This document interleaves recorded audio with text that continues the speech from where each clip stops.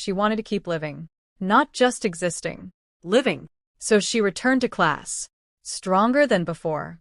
Students clapped when she walked back into the room. Professors hugged her.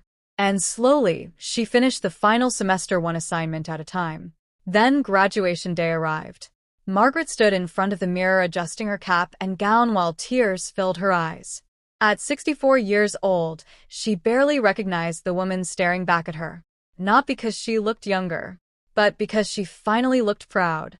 Outside the ceremony, families filled the stadium cheering, holding flowers and cameras. Margaret walked beside Emily through the crowd. Mother and daughter, wearing matching graduation gowns.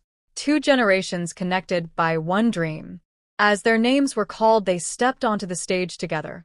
The audience erupted with applause. Some people stood crying. Even professors wiped tears from their faces. Because everyone understood they were witnessing something bigger than graduation. They were witnessing courage. They were witnessing redemption.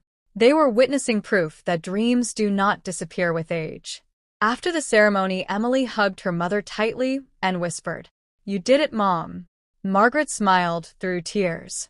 "No, sweetheart. We did it." That photograph of them embracing on graduation day later spread across social media, inspiring millions of people around the world. Women who had given up on themselves began returning to school.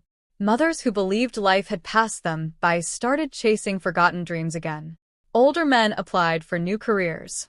Retired workers opened businesses. People everywhere saw themselves in Margaret. Not because she was extraordinary, but because she was ordinary. And ordinary people overcoming impossible odds is what inspires the world the most. Months later, Margaret stood inside her very own classroom for the first time as a teacher. She looked at the students sitting before her and smiled softly. Some were young. Some were older. Some looked uncertain and afraid, exactly like she once had. She walked slowly to the center of the room and spoke gently. "It is never too late to become the person you were always meant to be." The room became completely silent, because every word came not from a textbook, but from a life filled with sacrifice, pain, hope, and courage. And in that moment, Margaret realized something beautiful. Her dream had never truly disappeared. It had simply waited patiently for her to believe she deserved it. Sometimes life delays dreams not to destroy them, but to prepare us for the moment we are finally strong enough to live them.